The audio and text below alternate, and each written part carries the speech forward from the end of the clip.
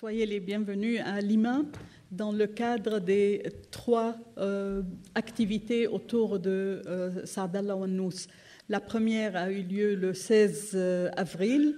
C'était un film documentaire et aujourd'hui c'est une séance avec les intervenants autour de l'homme et de l'œuvre de Wannous. Il y aura aussi une 3e séance le 13 juin. C'est des lectures faites par les comédiens français sur des lectures extraites de l'œuvre de Wannous, celle qui existe en français.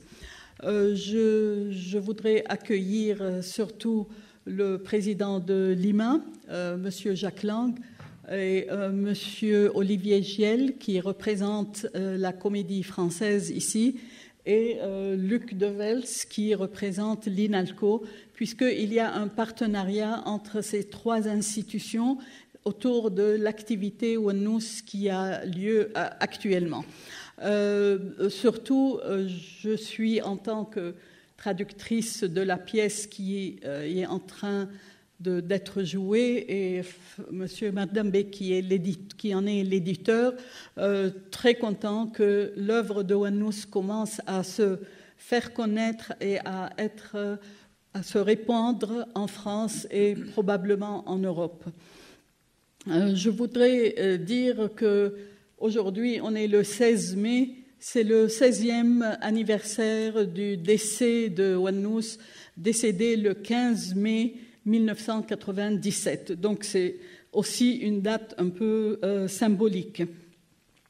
Je ne prendrai pas longtemps la parole, mais je voudrais évoquer d'abord le parcours pour faire connaître à ceux qui ne le connaissent pas l'homme et le dramaturge. Le théâtre en Syrie. Nizar Qabbani, le grand poète syrien, a dit une fois « Dans le jardin de ma famille, il y a un arbre, un très grand arbre. Il s'appelle Abou Khalil Qabbani. Il rêvait de transformer les caravansérails en théâtre. Il a donné Molière au pays en adaptant les pièces de Molière en arabe. Les autorités religieuses firent en sorte de fermer le premier théâtre qu'a connu l'Orient. Abou Khalil Qabbani est parti en Égypte et il a jeté les fondations du théâtre arabe au Caire. C'est vous dire que depuis le théâtre d'ombre en Syrie, la tradition théâtrale n'a pas connu un grand essor. À part le théâtre de vaudeville qui continue jusqu'à aujourd'hui avec d'autres auteurs, il n'y a pas grand-chose dans le théâtre syrien. Peut-être je suis un peu trop sévère, mais bon, c'est mon point de vue. C'est dans ce genre, parce que le théâtre est un genre relativement récent dans le monde arabe et en Syrie. Il y a eu une personnalité qui s'est distinguée, et c'est Saadallah Wannous, né en 1941, décédé en 1941, décédé 1997. Il a écrit plus d'une vingtaine de pièces. Il a dirigé une revue de théâtre. Il a participé à fonder le festival de théâtre de Damas. Il a enseigné et a participé à la fondation de l'Institut d'art dramatique de Damas. C'est pour vous dire que toute sa vie était consacrée et concentrée sur le théâtre. Il a écrit des manifestes pour un nouveau théâtre arabe et il a créé la revue La vie du théâtre et il a dirigé jusqu'à la fin de sa vie un petit théâtre, le théâtre Qabbani, qui est nommé selon le premier dramaturge de la Syrie, qui était consacré au théâtre expérimental où il a accueilli le plus grand nombre de metteurs en scène marginaux du monde arabe. Sa carrière, je la fais en 4 jalons. La première époque, c'est des pièces courtes inspirées du théâtre grec avec le chœur, avec vraiment très inspiré du théâtre grec ancien et qui parle de la souffrance du peuple, du bas peuple, du petit peuple, des pauvres et des opprimés, qui sont regroupés sous un titre « Les histoires du cœur des statues ». Il ne se préoccupait pas alors de la fondation d'un théâtre arabe, mais il considérait son travail comme le prolongement de l'histoire humaine, le questionnement à propos de la justice, de la vérité, du bien, du mal et du châtiment. Puis il y a eu un tournant important, c'est la défaite la défaite de 1967, la défaite arabe face à Israël, et ça a été un choc qui a bouleversé Ouanous et bouleversé tous les pays arabes. Et après cette pièce, il en a écrit plusieurs, Le roi et le roi, L'éléphant de sa majesté, La tête du Mamelouk Jaber et Le voyage de Hanzala. Il faut dire aussi qu'après des études de journalisme au Caire, il est parti en France où il a fréquenté des gens de théâtre, il a connu Jean Vilar et il a Jean Genet en France et en Syrie plus tard. Il s'est inspiré de Pirandello, de Brecht et de Peter Weiss pour créer un théâtre arabe, mais avec une adaptation, avec des soubassements en plongeant dans les racines du conte et du patrimoine arabe. Puis ça c'était la deuxième étape avec qui est fondée sur le patrimoine et sur le conte, une manière, je pense que Monsieur Seif va en parler, de motiver. C'est ce qu'il appelait le théâtre de militant. Ce n'est pas le théâtre politique, mais le militantisme pour attirer les gens et les faire réfléchir.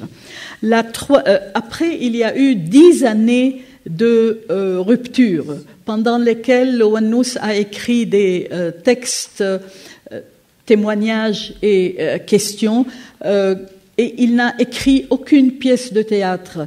C'était un sentiment de grande déception que tout le théâtre qu'il avait créé n'a servi à rien, et le monde arabe est toujours enlisé dans les problèmes, donc il considérait qu'il fallait se taire. Et en même temps, il avait perdu son partenaire, metteur en scène, Fawaz Sager, avec qui il s'entendait bien. Il l'a perdu, donc la déception était trop grande, donc il a arrêté d'écrire pendant 10 ans. En 1989, il est revenu avec une pièce importante, Le viol, qui a posé beaucoup de questions à la société arabe.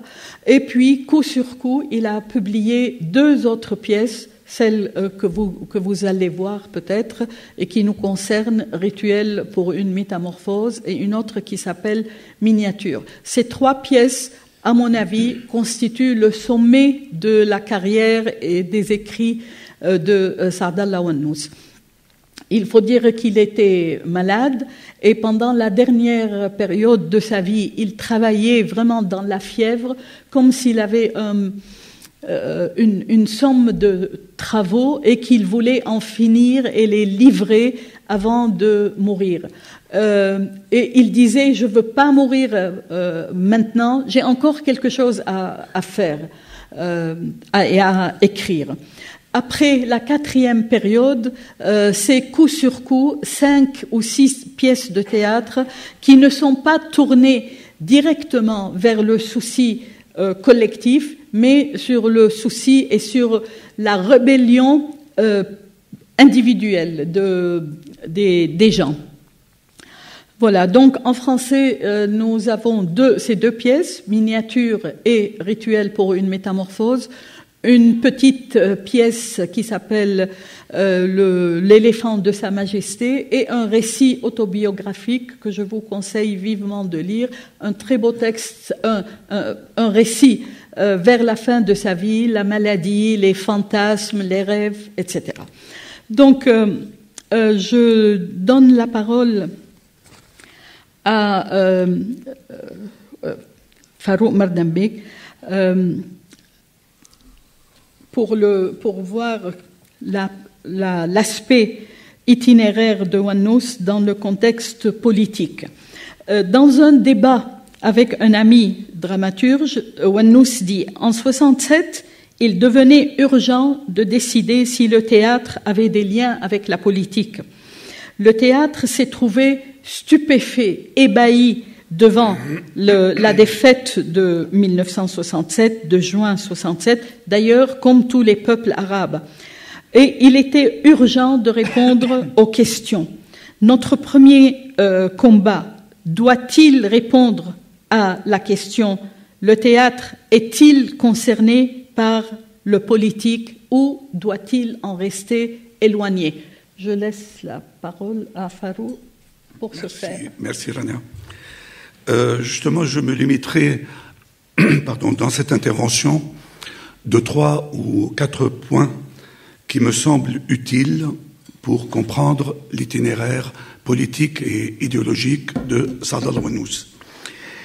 Itinéraire qui, par certains aspects, est celui de toute une génération d'écrivains, d'artistes et d'intellectuels syriens durant les 50 dernières années, et par d'autres qui le distinguent nettement dans son propre milieu, celui d'un homme particulièrement exigeant vis-à-vis de ses amis et de lui-même, et qui ne s'est jamais lassé de se poser des questions essentielles, des questions qui fâchent, sur les origines du malheur arabe, sur la fonction de l'intellectuel, sur le théâtre comme instrument de conscientisation du public. Depuis son plus jeune âge, Saadallah n'a cessé d'écrire. Il tenait un journal, encore inédit, qui nous éclairera peut-être un jour dans le détail sur son parcours et probablement sur sa vie privée. Mais on sait déjà, grâce à des bribes publiées dans une courte biographie, qu'il se destinait dès l'âge de 12-13 ans au métier d'écrivain. On sait aussi qu'il a fait ses études universitaires au Caire de 1959, quand la Syrie faisait partie de la République arabe unie, à 1963, l'année du coup d'État qui allait porter le parti Baas au pouvoir. Boursier au département de journalisme de la faculté des lettres, nassérien de cœur, il a donc vécu au Caire avec autant de déception que d'espoir la campagne anticommuniste lancée en janvier 1959, qui a durement frappé l'intelligentsia de gauche, puis la radicalisation socialiste du régime en juillet 1961, puis la sécession syrienne en septembre de la même année, qui l'a beaucoup affecté. Enfin, l'illusion, le 8 mars 1963, d'un retour de la Syrie dans le bercail nassérien. Il s'en souviendra plus tard, très souvent, amèrement. Or, c'est au cours de son séjour au Caire qu'il s'est pris de passion pour le théâtre dans une ambiance où le meilleur côtoyait le pire. Le meilleur, c'était la floraison du théâtre égyptien avec des auteurs de talent comme Norman Achour, Youssef Idriss, Saadin Wahba, Mikhail Rouman, Alfred Farag, mais aussi le lancement d'un mouvement de traduction qui allait familiariser le public avec les grands noms du théâtre du XXe siècle, de Tchekhov à Ionesco, en passant par Eugène O'Neill, Tennessee Williams, Dürrenmatt, Max Frisch et bien entendu l'incontournable Bertolt Brecht. Quant au pire, c'était l'incertitude de la politique culturelle en général et plus particulièrement celle concernant les arts du spectacle qui balançaient entre élitisme et populisme. Saadallah s'en souviendra aussi après son retour à Damas et s'est nourri de cette riche expérience kairote qu'il écrira les courtes pièces regroupées dans son premier livre, Histoire du cœur des statues, paru en 1965 aux éditions du ministère de la Culture. On y trouve déjà certaines de ses préoccupations lancinantes, notamment la permanence de l'exercice autoritaire du pouvoir en dépit des changements de régime.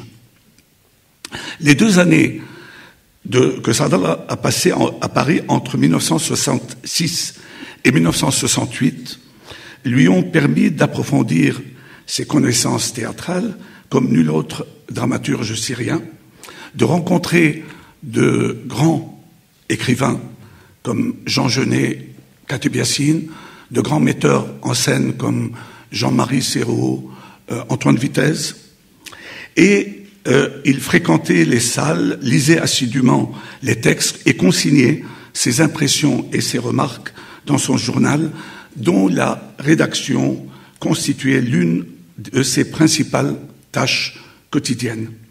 2 questions le préoccupaient en particulier. La première est celle qui avait taraudé les intellectuels arabes depuis la Nahda du XIXe siècle, surtout parmi eux les écrivains qui avaient une connaissance de l'Occident et qui ne réduisaient pas l'Occident à l'oppression coloniale. Pouvons-nous, nous, Arabes, sortir du marasme dans lequel nous nous débattons sans nous engager résolument et sans complexe dans la modernité? Et pouvons-nous nous moderniser sans nous occidentaliser? Sinon, pouvons-nous nous occidentaliser sans être économiquement et politiquement dominés par l'Occident? Et la seconde, en relation directe avec ces études, de quel théâtre avons-nous besoin dans les pays arabes? Serait-ce celui de Brecht, de la distanciation et de la politisation? Comment recommencer l'expérience des pionniers, les Naqash, les Abou Khalil Qabbani, les Yaqub Sanoua, pour transplanter chez nous les arts modernes du spectacle? Comment intégrer dans ce théâtre les traditions populaires arabes sans tomber dans l'anecdotique et le pittoresque? Si Saadallah tardera à répondre à la première question, le terrible choc de la défaite arabe de juin 1967 lui donnera l'occasion de répondre à la seconde, à vrai dire en partie seulement. Ce sera en effet soirée d'agrément pour le 5 juin, sous-tendue par la volonté de faire dialoguer les acteurs avec le public, ce qui lui vaudra d'être interrogé par les services de renseignement militaire, mais aussi d'être reconnu comme l'un des dramaturges arabes les plus en phase avec l'événement et les plus audacieux dans l'expérimentation. Les 6 pièces écrites par Saadallah Al-Wannous durant les 10 années suivantes, fort différentes techniquement l'une de l'autre, relèvent toutes, comme il l'a souvent affirmé, de la même démarche expérimentale. Cependant, malgré certaines réalisations incontestablement réussies, comme la tête du Mamelouk Jaber ou Le Roi et le Roi, il allait brusquement lui mettre un terme en 1979 pour se replier sur lui-même pendant près de 10 ans, dans un silence tantôt dépressif, tantôt studieux. Il en a expliqué lui-même les raisons dans un entretien très remarquable avec l'universitaire et critique Marie Elias, publié 1 an avant sa disparition. Jusqu'alors, dit-il, toutes mes pièces de théâtre dénotaient ma conviction qu'on pouvait encore raisonnablement croire dans le progrès et plus précisément dans notre capacité de changer le monde, d'intervenir dans le cours de l'histoire. Cela découlait d'une analyse selon laquelle il existait, dans la plupart des pays du tiers-monde, un espace d'ambiguïté historique, où les pouvoirs, nés généralement de coups d'État militaires, n'étaient pas encore suffisamment forts pour marginaliser la société civile et éradiquer toute forme d'opposition. Des pièces comme Soirée d'agrément pour le 5 juin, L'aventure de la tête du Mamelouk Jaber ou Soirée avec Abou Khalil Qabbani supposaient que le dialogue était encore possible entre le pouvoir d'État et la société, mais aussi entre les différentes forces sociales, et qu'on était par conséquent en mesure d'élargir progressivement les rares espaces de liberté. Je me permets ici d'ajouter que cette analyse était alors popularisée, contre toute évidence, par les partis communistes et leurs compagnons de route, et cela par fidélité à la théorie soviétique fumeuse sur la voie non capitaliste de développement prétendument suivie par les régimes militaires issus de la petite bourgeoisie et qui porterait ces traits distinctifs. Or, poursuit Sadallah, cette analyse a été infirmée par les évolutions que nous avons connues dans les années 80, à savoir la consolidation des régimes despotiques, l'anéantissement des forces progressistes existantes, les unes ralliées sans gloire au régime en place, les autres laminées par la répression policière. Si bien qu'il ne restait à la société pour se défendre qu'un repli frileux sur les normes et les valeurs religieuses traditionnelles. Ces évolutions, ce que ne dit pas Saad dans cet entretien, allaient de pair sur le plan international avec la victoire de l'ultralibéralisme de Reagan et Thatcher et avec la déliquescence de l'Empire soviétique, considéré jusqu'alors par lui, par Sadallah, comme le seul allié crédible des Arabes. Ajoutons à cela le thermidor sadatien en Égypte, l'affreuse guerre entre l'Irak et l'Iran, l'invasion israélienne du Liban en 1982, à laquelle il a assisté, médusé, dans son bureau d'Al-Safir à Beyrouth, et surtout la féroce répression en Syrie qui a transformé le pays en un royaume de la peur. La révision déchirante dès lors qui s'imposait, une révision déchirante dès lors s'imposait, qui a conduit Sadallah à une lecture critique du patrimoine culturel arabo-musulman, doublé d'incursions dans des domaines historiques et philosophiques qui lui étaient jusqu'alors étrangers. Il s'est ainsi progressivement rapproché de l'historicisme du penseur marocain Abdallah al-Haroui, réintroduit en Syrie et au Liban par Yassin Hafez, et tous ses écrits à partir de sa pièce Le Viol, paru en 1989, me semblent refléter sa nouvelle vision des sociétés arabes et partant du théâtre comme espace non de politisation mais de questionnement.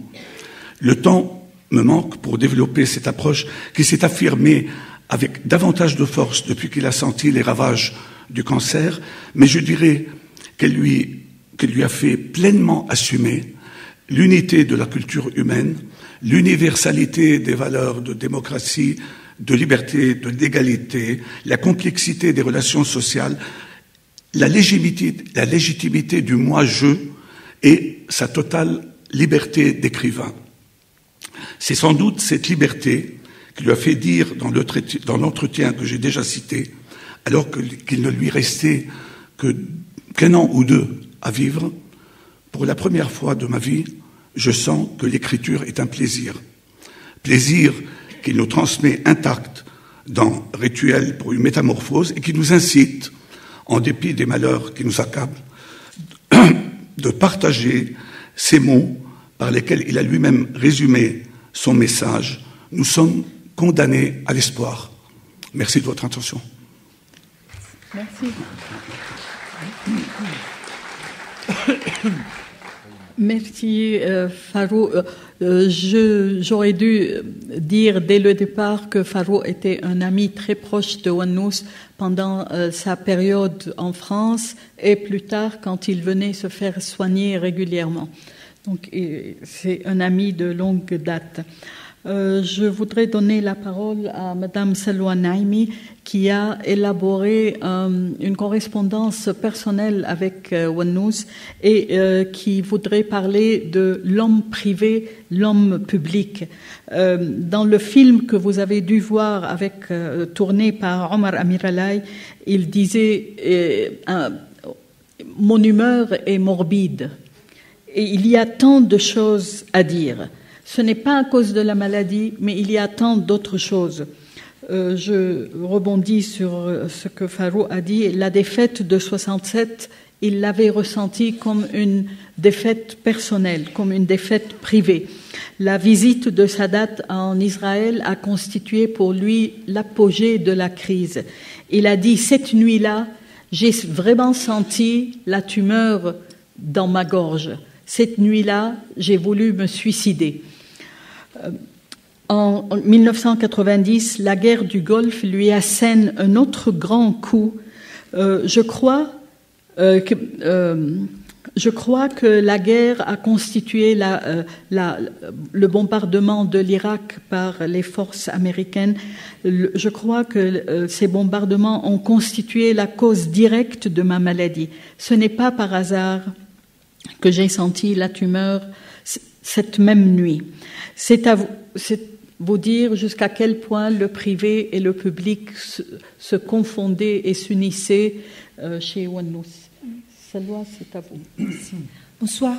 Peut-être que c'est l'idée principale de mon intervention. Saadallah Wannous vivait tout ce qui est politique comme si c'était un détail de sa vie quotidienne. Donc, je n'ai jamais rencontré Saadallah en Syrie. Je l'ai rencontré dans des festivals ou dans des manifestations culturelles dans des pays arabes. C'était à la fin des années 80 où il était en train de sortir d'une longue période de silence. Lui venant de Damas, moi de Paris. Une situation banale, sauf que nous étions, nous, les exilés, volontaires ou involontaires, coupés de notre pays, imputés de cette partie de nous-mêmes. La première fois, c'était à Tunis, où le festival du théâtre de Carthage lui a rendu hommage. Ce qui m'a étonnée, c'était l'unanimité autour de lui, à tous les niveaux. Pour moi, telle unanimité sociale, culturelle, médiatique et même officielle était suspecte.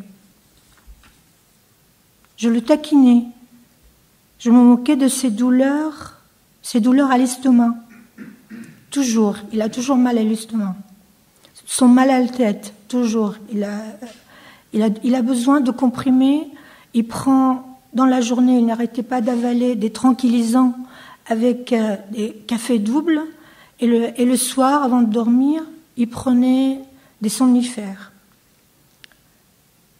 Je me moquais de son tempérament maussade, du masque de gentillesse et le sourire accueillant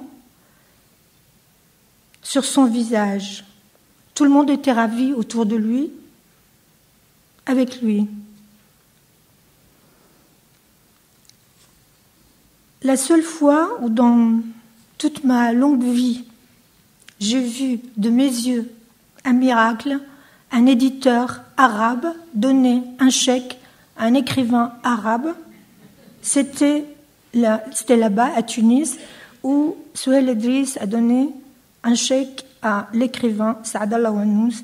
C'était la preuve que les livres de Saadallah se vendaient très bien, et c'était aussi une autre facette de l'unanimité autour de lui. Bon, je ne veux pas répéter les choses parce que pour moi aussi c'est essentiel.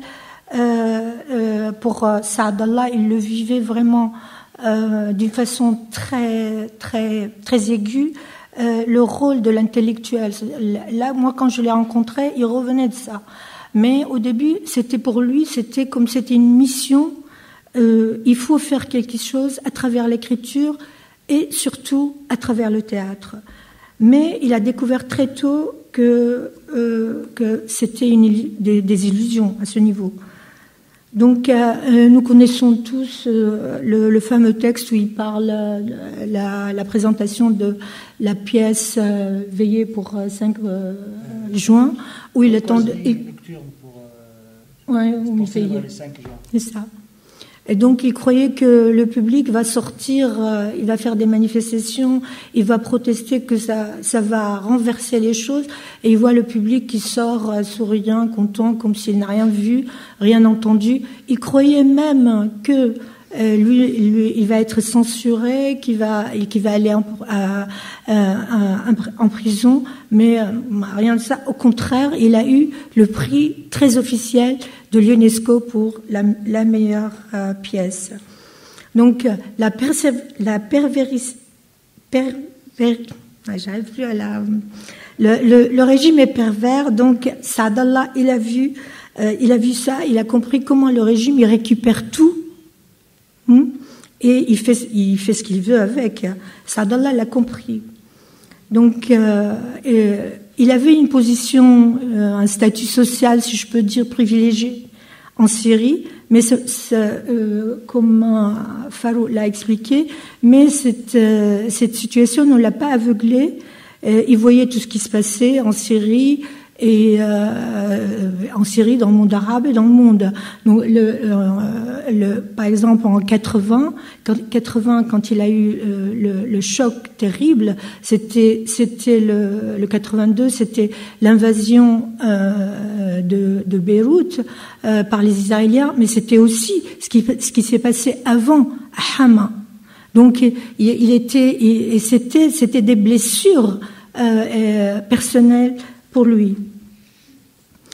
Donc, il est arrivé à se demander, là c'est une phrase de Saadallah, comment on peut continuer à écrire, à donner, à faire des choses, mais sans faire des concessions, ou faire le moins de concessions possibles.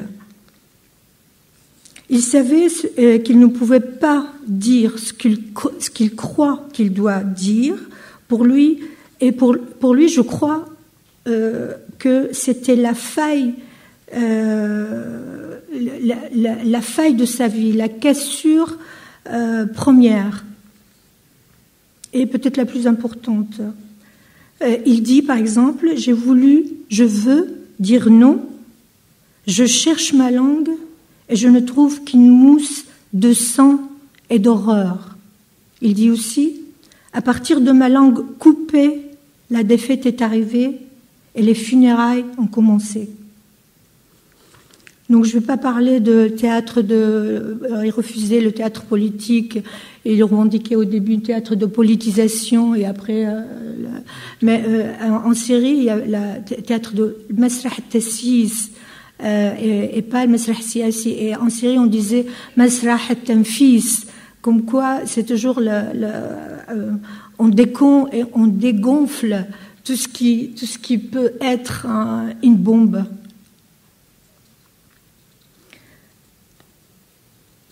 Et donc, il parlait comme tout le monde de tout ce qu'il y a en Syrie, la situation, la laideur ambiante, la peur, les services secrets, le mukhabarat, le clientélisme, le pillage du pays, la répression, les mensonges, etc., etc. Mais il savait aussi que les mouches n'entrent pas dans une bouche fermée.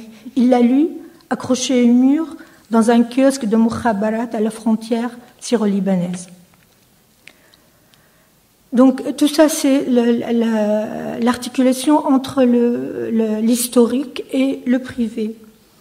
Mais il y a aussi quelque chose de très fort, et je crois que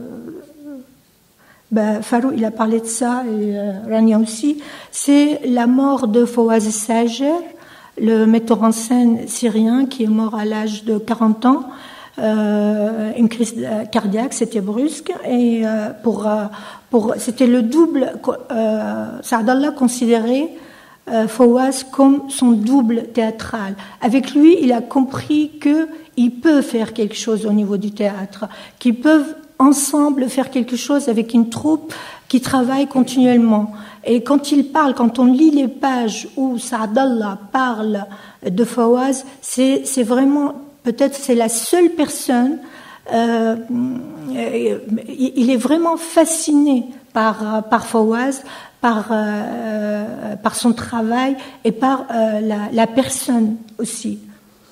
Et quand il y a un texte, un très beau texte qu'il écrit après la mort de Fawaz, et il dit une phrase, je suis le cercueil.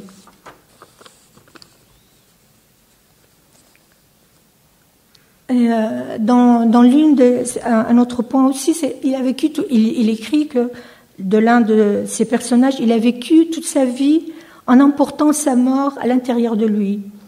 Et il disait ça de lui-même, il l'a dit dans une lettre à un ami. Il fallait attendre 35 ans pour que le cancer dévore ma gorge et ce que j'ai écrit à un ancien ami dans une lettre soit réalisé. Quand j'ai rencontré Saadallah pour la première fois, je lui ai parlé du livre Mars, l'essai autobiographique que vous connaissez peut-être, écrit par Fritz Zorn, c'est un pseudo d'un Suisse. Dans le livre, écrit après que l'auteur a appris qu'il avait développé un cancer, il affirme que son cancer est d'origine psychosomatique, que la tumeur est le résultat de tous les mots qu'il n'a pas prononcés, de tous les cris qu'il n'a pas poussés,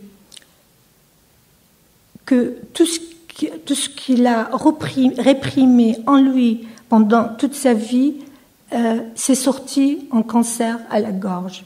J'ai raconté à Saadallah la vie de Zorn et je lui ai raconté sa mort. Il m'a demandé de lui envoyer le livre. Je ne l'ai jamais fait. Je vais vous lire maintenant des passages des lettres, c'est des lettres personnelles, mais bien sûr j'ai choisi des passages où il parle de lui-même, de son écriture. Je crois que l'écriture, ça c'était juste la période juste avant le cancer. Je crois que l'écriture est par essence un acte désespéré. Le rêve s'est éloigné et les mots sont devenus nus. La plupart du temps, je suis maussade. La plupart du temps, je parle avec moi-même en essayant de sortir du tunnel de ma tristesse. Tous les jours, après le déjeuner, je m'allonge pour continuer mon monologue intérieur. L'été dernier, j'étais crevée, blessée et en colère. Cet été-là, j'ai pris une décision définitive. La seule issue, c'est d'écrire. Écrire tous les jours ou arrêter pour toujours. Après ça, il y a eu le mois d'août et l'occupation du Koweït. Depuis ce jour, je suis paralysée. Je dois affronter une brûlure d'un autre genre. La certitude que notre histoire collective est un cancer qui dévore nos histoires intimes, dévore nos joies et nos élans. Elle confisque nos petits dessins personnels pour nous sacrifier devant son grand dessein, le grand dessein de l'histoire. Ainsi, j'étais noyée dans ma tristesse et mon sentiment de vieillir. J'étais noyée dans ma tristesse et mon sentiment de vieillir. Toute écriture était ridicule et même impossible. Parce que j'étais dans un état lamentable, je reste cloîtrée chez moi, glissant sur les voies des télévisions et des radios jusqu'au gouffre sans fin. Je suis lugubre comme d'habitude, je traîne mes maladies comme d'habitude, je lis beaucoup comme d'habitude et je découvre que les mensonges volent notre vie comme d'habitude. Le soleil de Damas est routinier comme les nuages de Paris. Je trébuche sur ma tristesse, je le combats par les cigarettes, les cafés et l'écriture.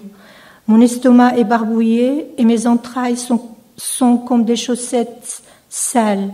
Hier, j'ai bu, j'ai fait semblant d'être joyeux. Qu'est-ce qui me manque pour l'être? Quelques mois après, Saadallah Wannous a découvert son cancer. Merci.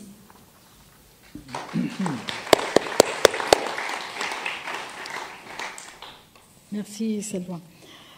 Dans la préface de Rituel, Saadallah Wannous écrit « Mon but n'est pas de présenter un milieu social, ni d'analyser un document historique. Il serait superflu d'ajouter que mon intention était de provoquer une interrogation problématique que j'estime actuelle est toujours renouvelé.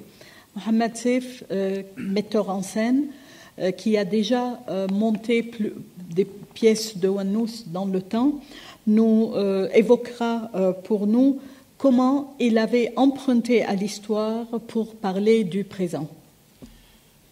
Merci.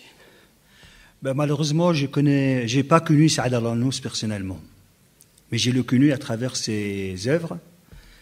Et j'ai eu la chance de monter 2 spectacles à lui. J'étais metteur en scène, et la deuxième, j'ai incarné ou interprété le personnage principal. Donc, je commence mon intervention à un mot de Saad al-Wannous. Il dit « J'emprunte l'histoire pour parler de présent ou d'aujourd'hui ». Cette seule phrase peut, à mon avis, résumer l'idée théâtrale, politique, esthétique de Saad al-Wannous.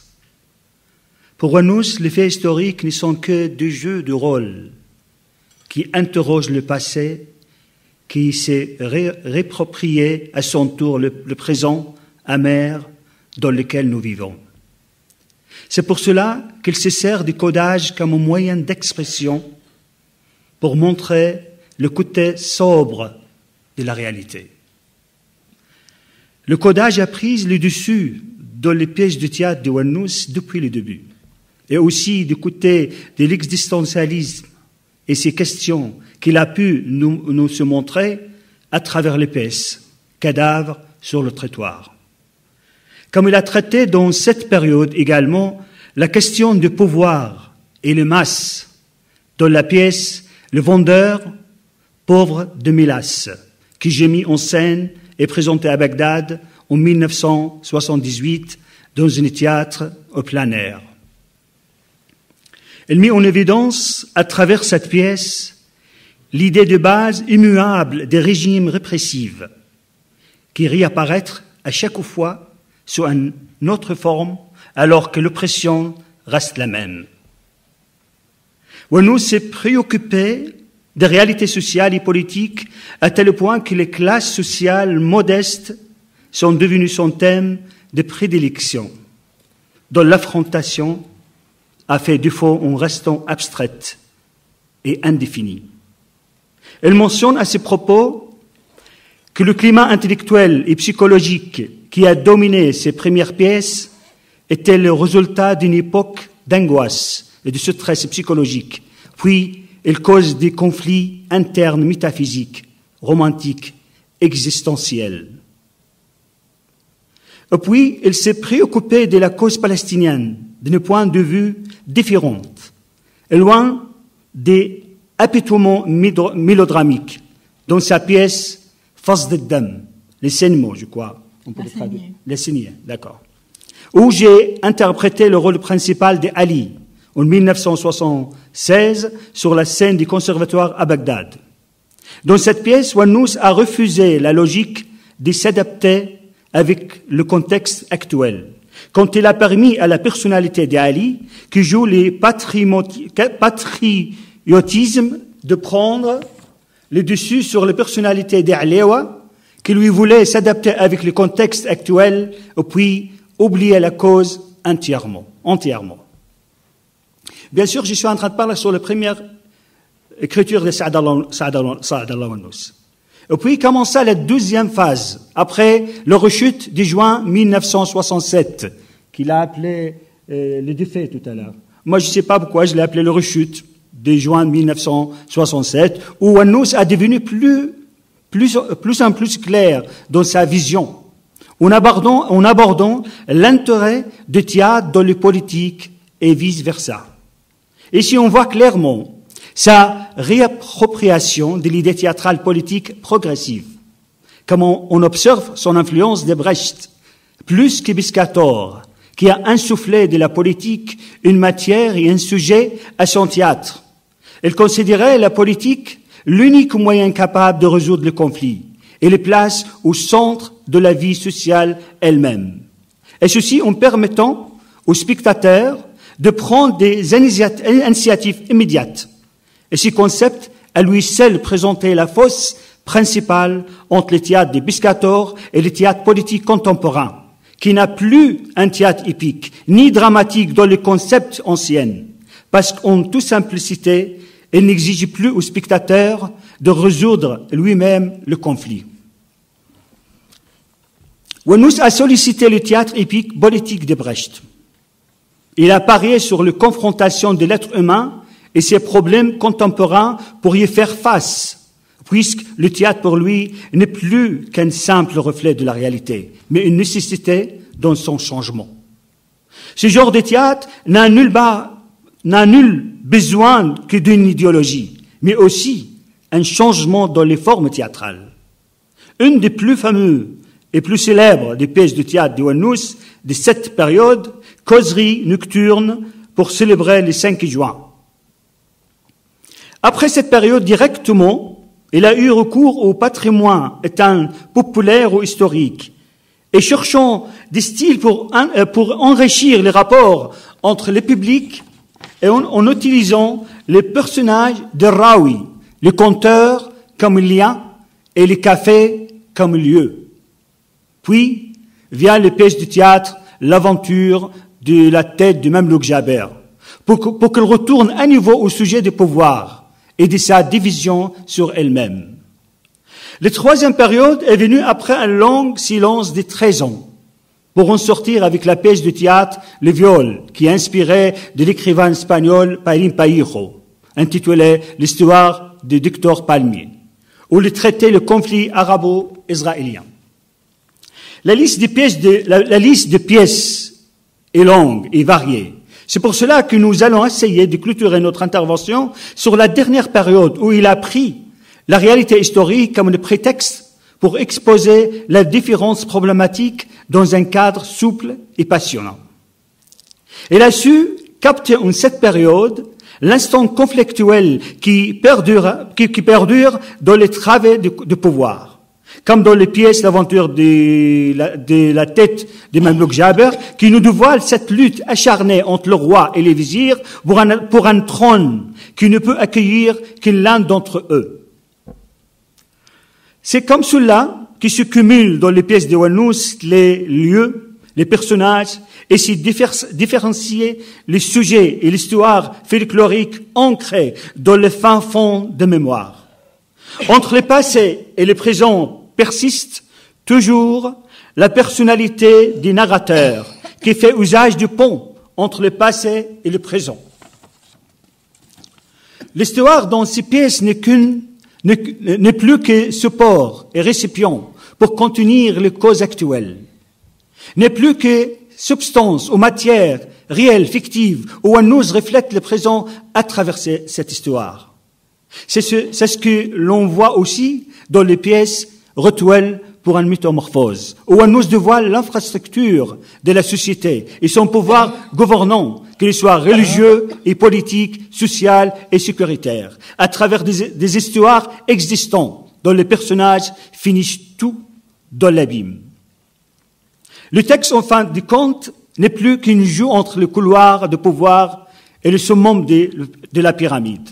Commence par le Mufti, en passant par Naqib al-Ashraf Abdallah, Qaïd al-Durk Izzat, en arrivant au Wali, qui lui est au sommet de la pyramide.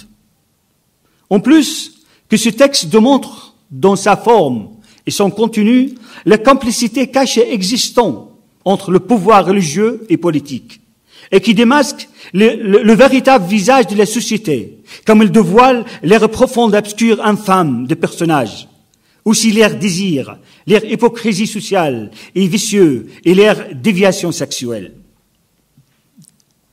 Excusez-moi.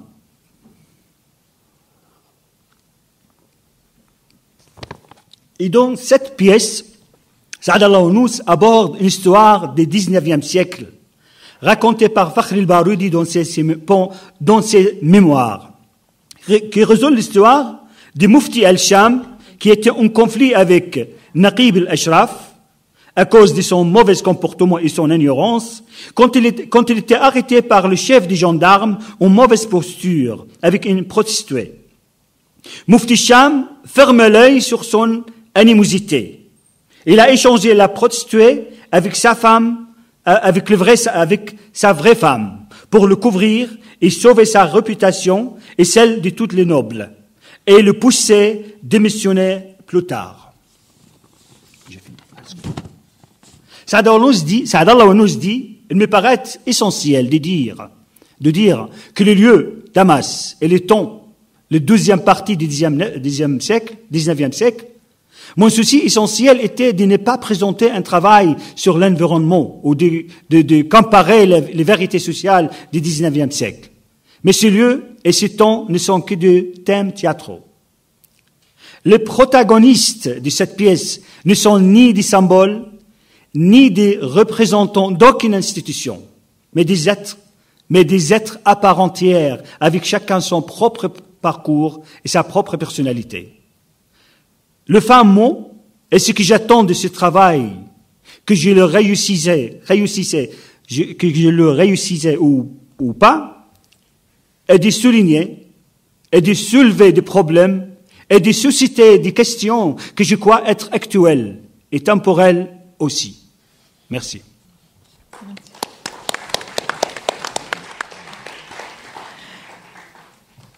Je donne la parole à Luc De Vels, professeur à l'INALCO, qui va nous faire une traversée comparative entre deux pièces de Wan-Nous de la deuxième et de la troisième période pour voir l'évolution sur le plan intertextuel et sur le plan thématique des pièces de Wan-Nous.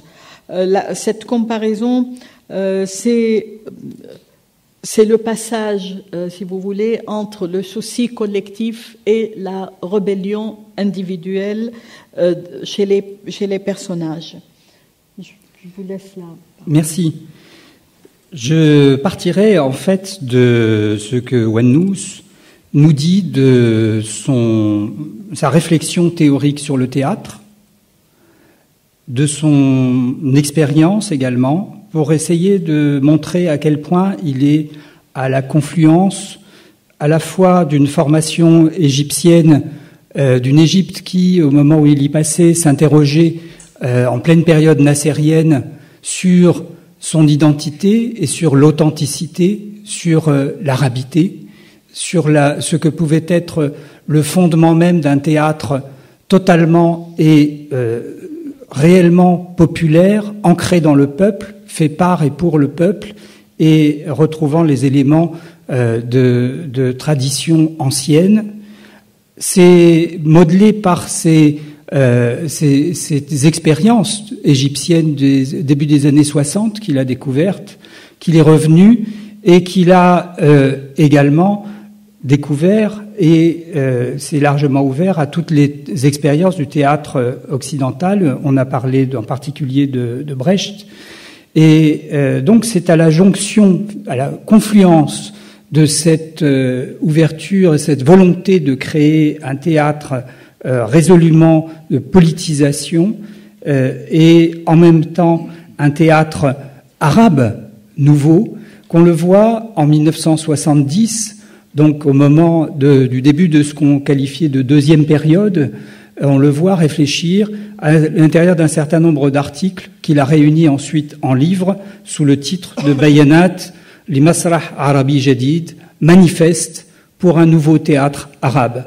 Ce manifeste, comme il le présente, veut bien entendu instaurer quelque chose de totalement neuf, une nouvelle pratique, y compris par rapport à son propre théâtre antérieur, très marqué par toute la première période était très marquée par le théâtre symboliste, en particulier qu'on pouvait voir dans la lignée du théâtre de l'esprit en Égypte.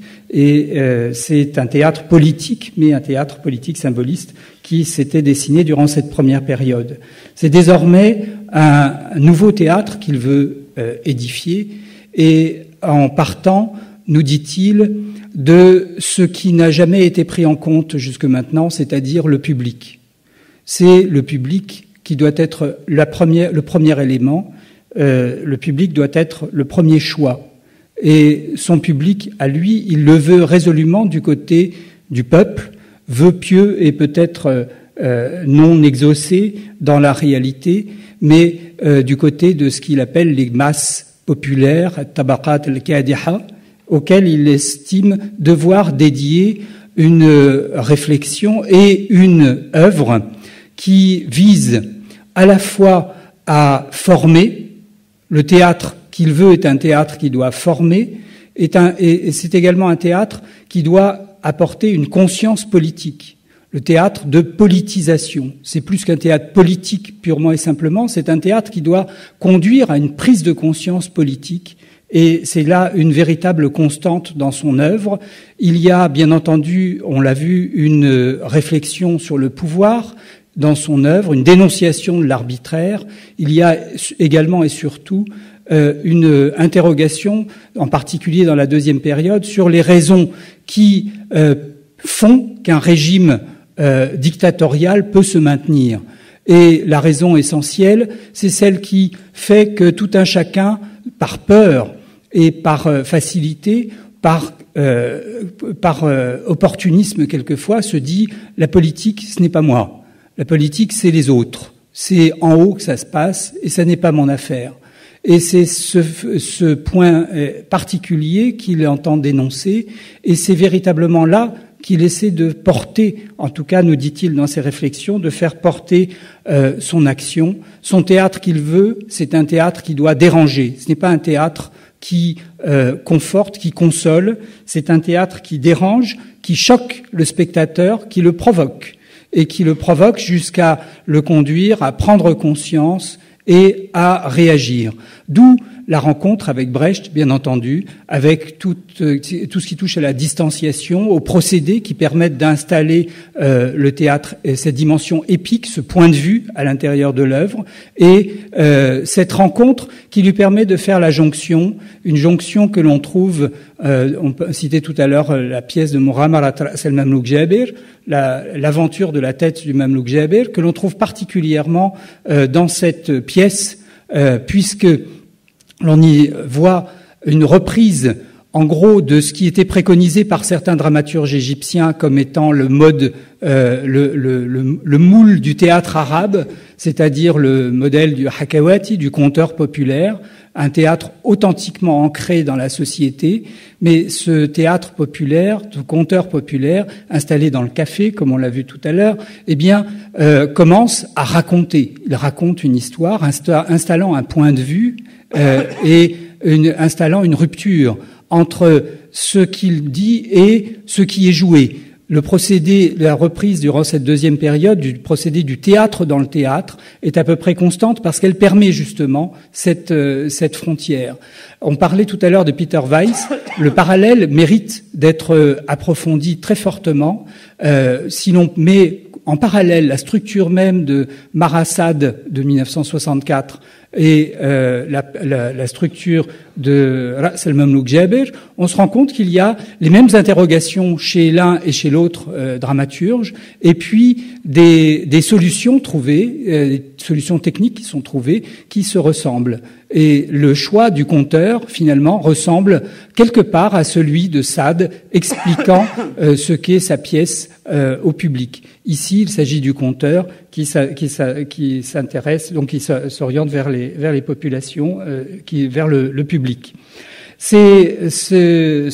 Donc ce théâtre tel qu'il est défini dans ce manifeste par Wannous est un théâtre qu'il essaie de mettre en pratique durant cette période, à l'intérieur de ces pièces différentes qui succèdent immédiatement à la défaite de 1967.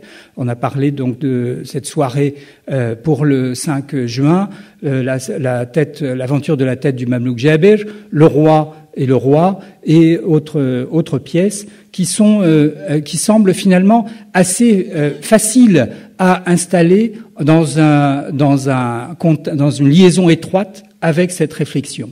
On a parlé tout à l'heure de différentes périodes et la pièce qui maintenant va être jouée à la Comédie Française comme appartenant à une troisième période. On peut éventuellement distinguer une quatrième période dans l'œuvre de Wannous, troisième période qui s'est faite après un long silence Finalement, combien de Wannous y a-t-il? Y a-t-il 4 Wannous? Y a-t-il 4 dramaturges ou un seul? Et c'est sur ce point que j'aimerais continuer en essayant de délimiter finalement les zones communes. Finalement, cette réflexion des années 70, elle est toujours quelque part au fond de la démarche d'un Wannous, même s'il évolue beaucoup, un peu comme Peter Weiss vers un théâtre plus conventionnel peut-être dans sa forme, mais plus mûri sans aucun doute dans sa thématique et dans la manière de considérer l'individu dans sa 3e et 4e période. Au-delà de ces différences,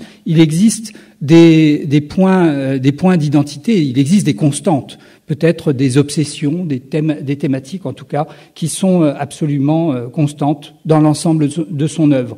Bien entendu, on ne peut pas passer à côté du politique et de la relation au pouvoir qui est présente dès les premières pièces, dénonciation de la torture et dans toutes ces premières pièces, l'orchestre des statues,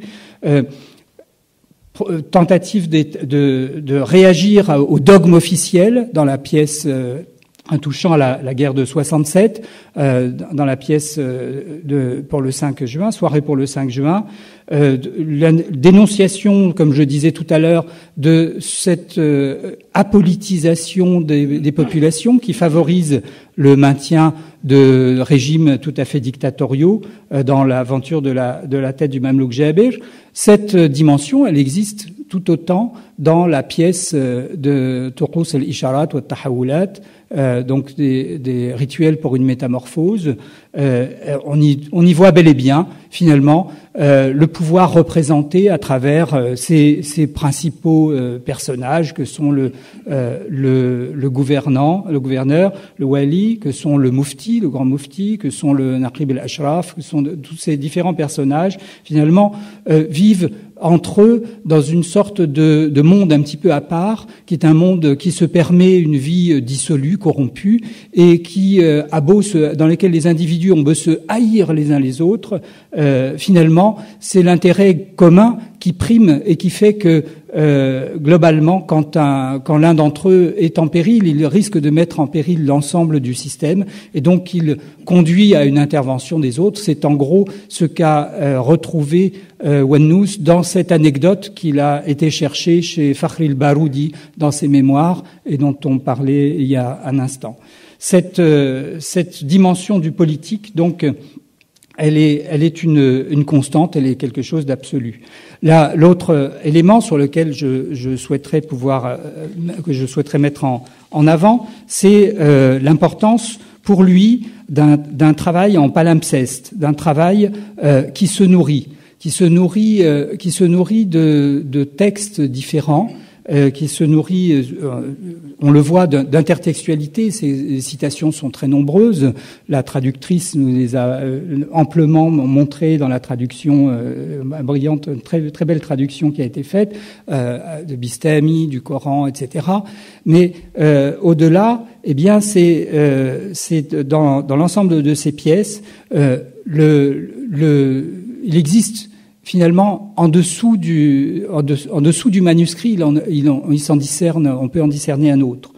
Qu'il s'agisse du cœur des statues et d'Antigone dans ses premières pièces, qu'il s'agisse pour l'aventure de la tête du Mamlouk Jabir, d'un travail extrêmement minutieux conduit à partir d'une relecture d'une version égyptienne de la sira du roman de Baybars, de ce grand roman populaire, dans sa version égyptienne qui a été éditée en 1908 en des dizaines de volumes. Et donc c'est tout au début de la sira que l'on trouve cette anecdote, l'anecdote de la tête du Mamlouk Jabir, anecdote qui se trouve d'ailleurs chez Hérodote auparavant, mais cette anecdote qui fait que, en gros, on explique la chute de Bagdad en 1256, à partir de la querelle, non pas des événements historiques, et Wannous le dit bien, il n'est pas historien, il va rechercher chez le conteur populaire, il va rechercher la véritable raison de la chute de Bagdad, c'est la querelle entre le calife et son vizir.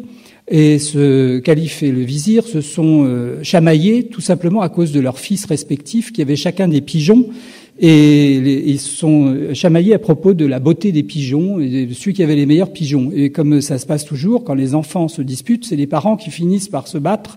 Et quand les parents sont califes et vizirs, ça entraîne des conséquences désastreuses. Et ici, ça a entraîné, bien entendu, la chute de Bagdad, puisque le vizir a réussi à prendre contact de façon secrète, ce qu'il souhaitait faire, avec un ennemi auquel il voulait ouvrir les portes. Le calife avait fermé toutes les portes de la ville et le vizir, ne pouvant réussir à trouver de moyens de faire parvenir la lettre, le message, eh bien, dans l'histoire de la version égyptienne, il utilise lui-même un mamelouk et écrit, le rase la tête, écrit sur sa tête le message, et ensuite attend que les cheveux repoussent et fait passer le mamelouk. Dans la reprise par Wannous fait de ce mamelouk quelqu'un de tout à fait intelligent et de très rusé. Et c'est lui-même qui vient apporter la solution et qui vient porter en fait son propre destin, puisque le post-scriptum rajouté à la fin de la lettre par le calife par le vizir, pardon, sur la tête du mamelouk, c'est détruisez le message. Donc le mamelouk va tout simplement, avec beaucoup de promesses et avec l'idée qu'il va pouvoir bien améliorer sa vie, va offrir sa tête à l'ennemi et qui reçoit le message et évidemment en profite, et d'où la chute de Bagdad. C'est donc cette relation intertextuelle, on la voit se prolonger avec Al-Malik ou Al-Malik, le roi et le roi. On pourrait dire roi pour roi, comme on a homme pour homme d'un côté, mais on pense également et particulièrement au conte des Mille et une nuits qui se trouve juste en dessous et qui est repris. À nouveau, on a ici de ce jeu très particulier qui est celui de Wannous, qui le conduit de façon très forte. Haflet Samar, j'ai évoqué Marasad donc tout à l'heure. Pour ce qui est de Turus al-Isharat, on a de façon tout à fait revendiquée par l'auteur ce travail qui est fait par lui à partir de cette anecdote trouvée dans les mémoires historiques du combattant nationaliste, du grand combattant nationaliste et penseur et poète syrien Fakhri al-Baroudi. Et donc c'est dans cet ouvrage qu'il a trouvé cette matière qu'il travaille. Ensuite, il pourra s'occuper dans Malhamatus Sarab de la reprise, de reprendre Faust. Donc voici encore un élément important, c'est ce travail sur l'intertextualité. On pourrait travail de l'histoire, bien entendu, on en a parlé tout à l'heure. Le travail dans toute son œuvre, il est également extrêmement important de voir ce travail, le travail sur j'ai fini. Oui, d'accord. Bien. Donc, au-delà de tous ces éléments communs, on a également, on a des éléments qui sont tout à fait propres, et je terminerai là-dessus très rapidement, qui sont tout à fait liés à cette évolution vers un théâtre prenant en compte des destins individuels. La citation de Wannous, l'introduction par Wannous à sa pièce était tout à fait révélatrice de ce point de vue-là. Turus, Isharat ou Tahawulat, le titre l'indique, ce sont des rites tournés autour de métamorphoses. Le titre est très bien choisi, la traduction est très bien choisie. On a des métamorphoses qui sont des métamorphoses de tous les différents personnages de la pièce, et ces métamorphoses, elles sont l'objet de transformation du corps en particulier, l'importance donnée au corps et aux vêtements, les changements de vêtements, les rites de changement de vêtements sont extrêmement importants. Je retiendrai donc il y a ces modifications, ces métamorphoses qui sont celles du Naqib al-Ashraf qui devient derviche, du moufti qui devient amoureux, passionné, et puis du personnage homosexuel qui affiche son homosexualité et affiche cette transparence, décide d'œuvrer pour la vérité et la transparence, au même titre que Mu'mina, donc la femme de la grande société du début, et qui opte pour une libération, sa propre libération, en changeant de nom, elle devient Al-Massa et prostituée, et va chercher son destin, un destin qui est bien entendu un destin tragique, mais un destin tragique qui, dit-elle, au moment où elle meurt sous le poignard, eh bien, est un destin qui doit conduire à une autre métamorphose, c'est celle de sa vie en histoire. Sa vie devient une histoire, une hikaya, et cette histoire ne mourra pas. Et la dernière des dernières métamorphoses, et je terminerai dessus, c'est le passage de l'histoire à la scène, et c'est mon successeur immédiat, Souleymane El-Bassam, qui va pouvoir en parler, parce qu'il s'agit d'une autre métamorphose. Merci.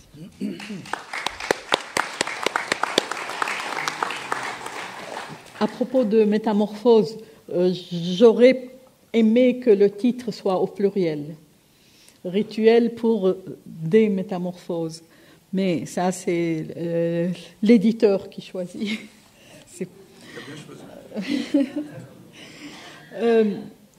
Avant de passer la parole à Souleymane pour voir comment le texte s'est métamorphosé en scène, je voudrais juste citer un mot de Wannous qui dit « Je rêve d'un théâtre où les deux espaces se remplissent. Je rêve d'un spectacle où la salle contribue par le biais d'un dialogue improvisé et riche à instaurer un sentiment profond de notre collectivité, de la nature de notre destinée et de son unité. » Alors, la dernière métamorphose, c'est comment Souleymane Bassam a transformé ce texte en scène, en spectacle. Quels ont été ses choix? Merci, Rania. Vous voyez donc clairement, par les interventions de mes collègues estimés, disons, l'énormité de l'héritage de Saad al-Wannous. Et c'était devant cette énormité d'héritage de l'écrivain, un héritage d'un écrivain qui se vouait donc à sa vision, une vision de poète, une vision d'un homme de courage, un homme de lettres, un homme de théâtre, un homme de société. Et un homme qui vivait son époque avec toutes les douleurs de l'enfantement de cette époque. Et donc d'aborder l'héritage de cet écrivain était pour moi une grande affaire. Et quand on met ça à côté donc de l'autre partie de ce pari, qui est donc l'héritage de la première maison de théâtre en France, qui est la Comédie Française, vous voyez bien que je me retrouvais devant deux énormes héritages. Et je vous avoue que c'était avec un sentiment et de grande responsabilité aussi de peur, en fait, de comment aborder ces deux héritages. D'un part, l'héritage d'un auteur arabe qui s'inscrit donc dans une tradition d'auteurs engagés, qui s'en sert de ses écritures de théâtre, surtout pour essayer de décrire et décrypter la réalité autour de lui, et ensuite d'en produire une force, une idée, une proposition qui pourront éventuellement changer cette réalité statique autour de lui.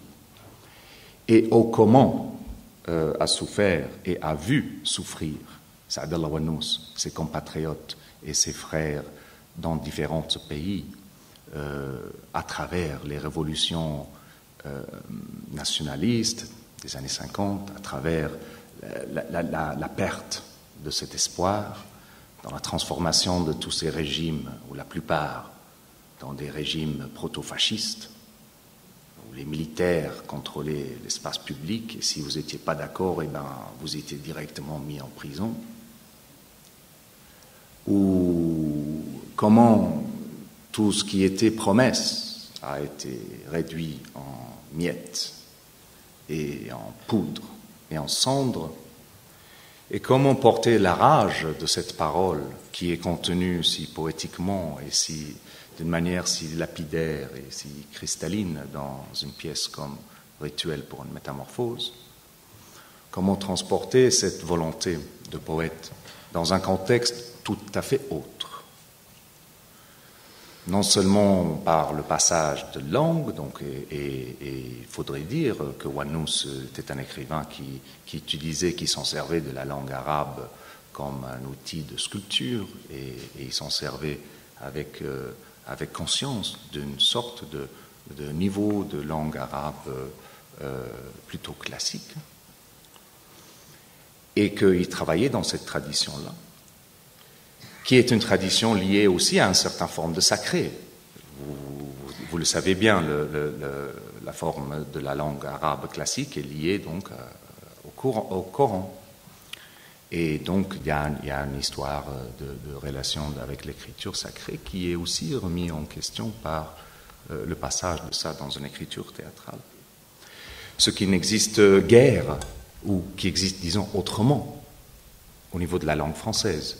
Et ça, c'était un questionnement qui a été puisé par Ragna dans sa traduction, de comment rendre la parole d'un fou de Dieu qui s'inscrit dans une tradition d'un soufi, d'El-Rumi ou d'un autre, et comment retrouver cette parole justement en langue française. Et dans ces questionnements, des questions de transition, ce qui m'importait surtout, c'était comment garder la contemporanéité et l'urgence de cette écriture. Rituel est, je pense, un des tracts réellement révolutionnaires au niveau de la dramaturgie arabe contemporaine. Il n'y a pas le moindre doute. On trouvera difficilement des tracts aussi révolutionnaires. Que ça soit au niveau du questionnement, la profondité du questionnement, de la relation entre religion et pouvoir, entre la relation entre pouvoir et l'individu, et surtout avec la fantôme de la sexualité. Et je dis fantôme parce que pour la plupart de la dramaturgie arabe contemporaine, la sexualité est une fantôme. C'est quelque chose qui est impliqué, qui est suggéré, mais qui est rarement rendu en chair et en os, ou en parole, ou pensé en parole. Et voici donc que Wannous a abordé tous ces tabous. Ce qui fait de cette pièce qu'il est rarement présenté dans les pays arabes. Même de nos jours. Il se présente, mais même quand il se présente pas au-delà de 2 ou 3 nuits. D'ailleurs, une anecdote de notre collègue comédienne qui jouait dans une version de Rituel à Alep, il y a quelques années, et après 2 soirs de représentation, le moufti d'Alep, le grand moufti d'Alep, donc c'est comme le pape d'Alep, et il a arrêté la performance et les comédiens, ils ont été renvoyés plutôt très vite à Damas. Parce que le moufti d'Alep était convaincu à 2 fois. Oui. Ah, ils ont joué 2 fois. C'était la Nidal Ashar, la metteur en scène libanaise, qui a joué ça à l'attaquer, et ça devait venir à Damas le lendemain. On lui a dit de plier bagages et de repartir à Beyrouth. C'était la première fois. La deuxième fois, c'était il y a quelques années. Wissam Arbash. Ouais. Oui. Et parce que le moufti d'Alep était convaincu que, en fait, le moufti en question dans la pièce, c'était lui, que c'était un obsédé sexuel, qu'il était obsédé par de ses propres fantasmes sexuels, etc. Et voilà, il parle de moi, donc vous êtes viré.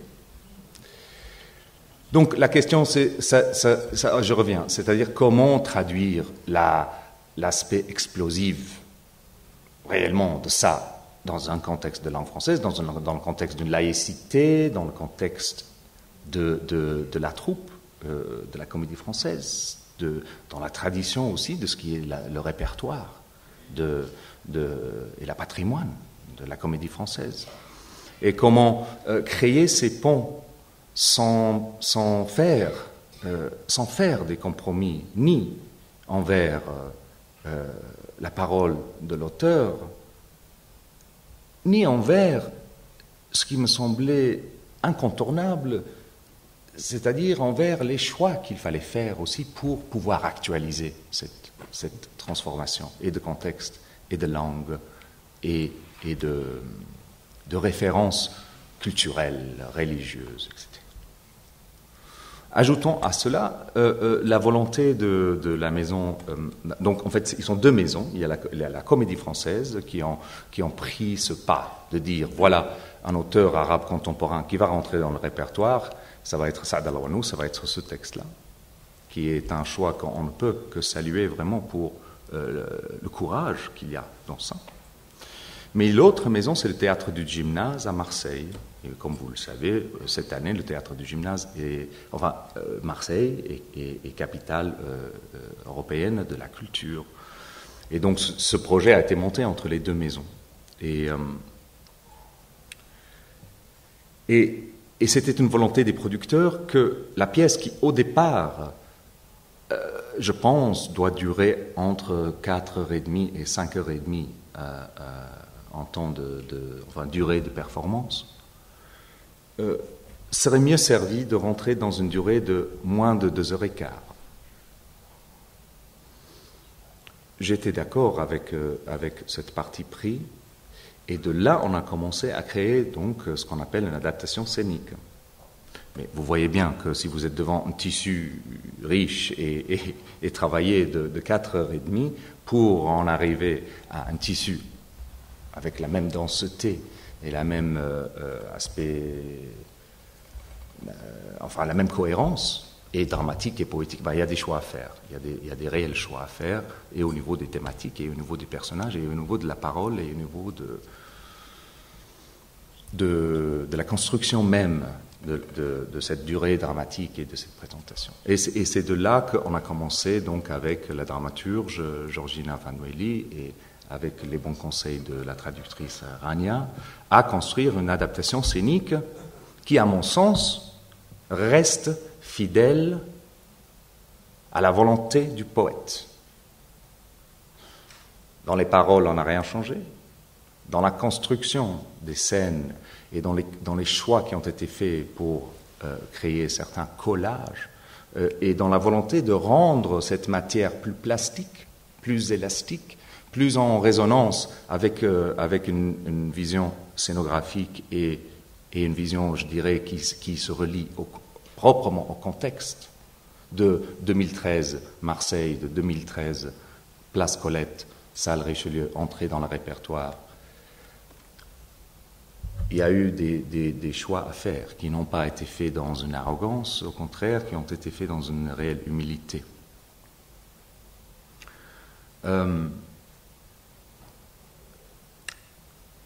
La dernière chose que j'aimerais dire, c'est par rapport aussi à l'aspect, donc on en parlait, les collègues en parlaient beaucoup de l'engagement politique de cet auteur.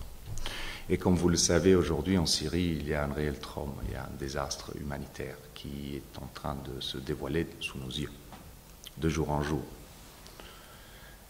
Et pour Saad Al-Awanous, pour ce qui est l'héritage de cet écrivain, il me semblait incontournable aussi que ce paysage d'actualité ne pourrait pas échapper à l'optique de ce spectacle. Que ce spectacle ne pourrait pas faire une myopie sur ce qui se passe aujourd'hui en Syrie. Surtout que le spectacle est à la base une vision, une prémonition d'une révolution. Ce n'est pas quelque chose qu'on avait amené ou on voulu coller sur ce texte. C'est une prémonition d'une révolution. Et donc, l'aspect politique est un aspect qui reste. Les résonances politiques aussi pour ce qui pourront être les résonances à l'enceinte de l'Europe aujourd'hui. L'Europe face à une faillite, ou peut-être dépasser maintenant le danger d'une faillite économique, mais toujours face à des questions réelles autour des systèmes du centre et comment ça fonctionne, et dans la mesure dans laquelle la démocratie européenne aujourd'hui est une réelle réflexion de ces peuples. Il suffit de dire que la question de l'homosexualité, qui est abordée très frontalement dans ce texte et d'une manière très courageuse, reste de nos jours, dans la France laïque, etc., une question réelle. Et donc, voilà, je ne vais pas dire plus long. Je suis vraiment ébloui par la présence de Sylvia Berger, qui joue merveilleusement le rôle de Warda.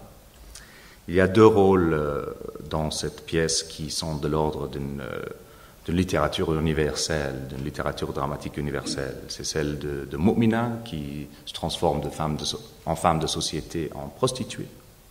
Et l'autre, qui est la prostituée de grand renommée dans cette ville rêvée de Damas, qui est Warda, et qui est jouée merveilleusement par Sylvia, et que j'espère elle va vous en parler.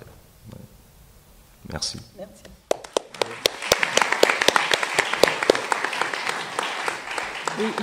Je voulais laisser le mot de la fin à Sylvia Berger pour nous parler de son expérience réelle et corporelle avec la pièce de Wannous qui est si éloignée et que vous avez adoptée dès le départ, à tel point que vous avez envie de lire d'autres textes et de travailler, d'être avec nous ou de présider la séance du 13 juin pour les lectures des textes de Wannous.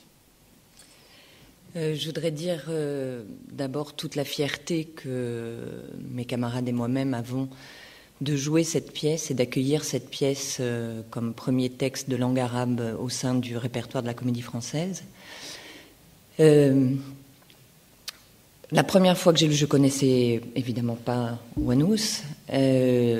Quand il m'a été donné de lire ce texte, j'ai tout de suite vu la puissance de cette pièce, l'urgence dont tu parlais, et puis peut-être pas tout de suite, peut-être pas dans la lecture, mais dans le travail, je me suis aperçue de ce rapport à Brecht, ce renvoi à Brecht. Il se trouve que très récemment, il m'a été donné de jouer Jenny de l'opéra de Katsu, et j'ai pas pu m'empêcher de relier ces deux personnages de Warda et de Jenny avec une sorte de parenté évidente. Et d'autre part, dans le travail, on a été confronté, enfin en tout cas moi j'ai été confrontée, il en a été question aussi, d'incarner ou d'une distance.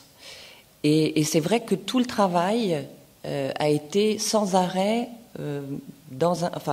c'était un va-et-vient entre une incarnation et une distanciation, selon les scènes, selon les personnages aussi, puisque je crois qu'en dehors de la comédienne qui joue Momina, on joue tous plusieurs personnages. Et donc on est confronté à ça, et ça c'est quelque chose que j'avais ressenti évidemment dans l'opéra de Katsu, ne serait-ce que par les chansons qui nous obligent à prendre une distance. Et ce qui m'a frappé aussi dans cette pièce, à la lecture de cette pièce, c'est l'importance de ces deux rôles de femmes. C'est assez rare, il faut bien le dire, d'avoir un très beau rôle, c'est magnifique, mais deux rôles de femmes aussi forts, avec des destinées différentes, mais il y a aussi une puissance, une force que moi, en tant que comédienne, évidemment, j'avais envie de travailler. Et le travail avec Souleymane a été passionnant pour ça. L'autre personnage, Moumina, donc on a parlé de métamorphose, et j'étais très surprise parce que vous avez évoqué le trajet de cette pièce. sans parler des femmes.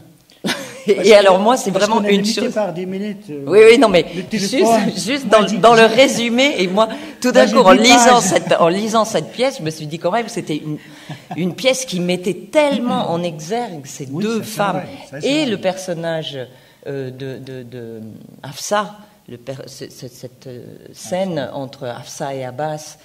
Cette déclaration d'amour de ces deux hommes, c'est une des plus belles choses qui m'ait été donnée de lire. Qui est remarquablement interprété aussi par mes camarades, que je vous engage à venir voir. Et donc, ce personnage de Moumina qui est plus un personnage, on pourra apparenter à Jeanne d'Arc, qui alors qu'on lui demande de prendre la place de la prostituée, dit au Moufti qu'elle est au bord du gouffre et que ce qu'il est en train de lui demander est extrêmement dangereux. Il n'en tient pas compte, il lui dit que c'est un caprice et elle accepte en disant « Très bien, je vous demande simplement une chose, c'est que mon mari me répudie et que tout d'un coup, ça va être son émancipation et sa bataille pour son émancipation. » Quitte à entraîner, et en entraînant toute la société, enfin tout le gouvernement, en sapant tous les fondements de cette société pour mettre à bas l'hypocrisie de cette société-là, de la famille, de son père, grand notable. Et donc c'est vraiment ça qui m'avait frappée à la lecture et le bonheur que c'est de jouer ce texte-là et de pouvoir le présenter maintenant dans ce contexte justement que rappelait Souleymane. Il me semble que c'est vraiment capital. Voilà ce que je peux en dire.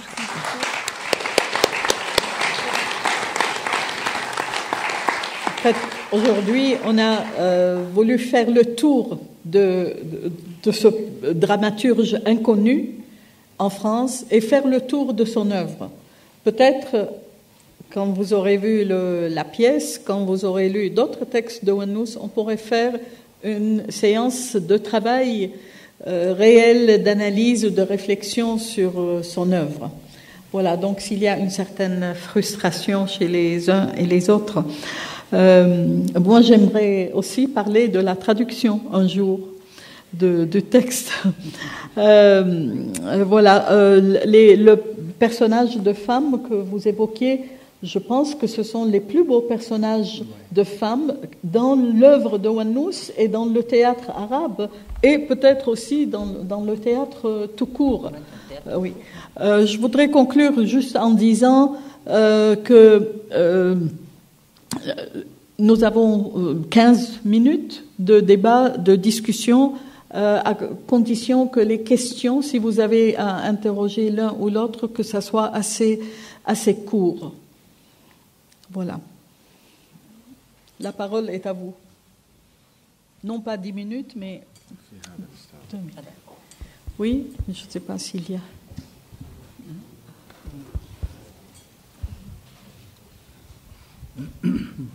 Alors, vous nous avez donné beaucoup de choses par rapport à Ouanouz, par rapport à l'œuvre qui est jouée à la Comédie Française. Moi, j'aimerais vous poser la question sur la composition du texte, et en particulier son écriture et les actes, la présence de didascalie dans presque chaque scène, y compris dans les scènes, surtout des duos avec des monologues et des trios. Et enfin, j'aurais peut-être d'autres. Ah si, je voudrais que vous nous parliez plus ou moins des poèmes chants, la scène A de l'acte 1, chantés par Varda, et ensuite les poèmes chantés par les filles lors de la cérémonie pas de séduction, mais d'affiliation d'Almassa, lorsqu'elle devient prostituée. Est-ce que vous pouvez nous parler un peu de tout ça? Les didascalies, c'est une habitude chez Ouanouz. Il met les didascalies les plus minutieuses, les plus précises. Ça ne veut pas dire que le metteur en scène est obligé de s'y tenir, parce que vous savez que chaque chaque metteur en scène a sa propre interprétation et lecture. Pour la première chanson, j'en ai discuté avec Monsieur Mardambek et j'ai pas trouvé l'origine pour la première chanson. C'est la danse de Warda. J'ai pas trouvé l'origine, mais nous pensions que ça doit exister. Ça doit exister quelque part. La deuxième chanson, par contre, c'est une chanson que Suleiman va vous faire entendre. C'est une chanson pour les mariés. Au moment de l'habillage ou la préparation de la mariée, c'est une chanson traditionnelle que Wannous a repris dans son texte. Je ne sais pas si ça va passer avec ça, mais quand même. Non, oui, donc on écoute, je vais vous faire écouter un petit morceau de l'interprétation de Yasmine Hamdan, qui est la compositrice donc sur ce projet, et ça reprend les paroles du première chanson, de la chanson de la courtisane, Almek Shaghl al-Hawa.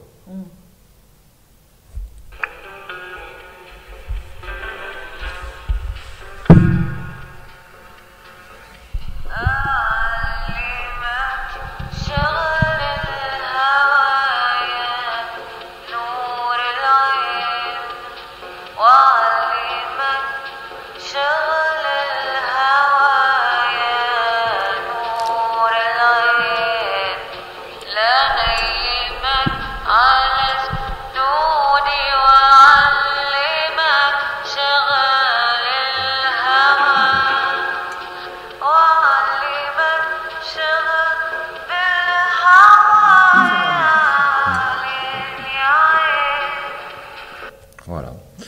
Merci. Une autre question? Monsieur. Oui, bonsoir. Oui, bon.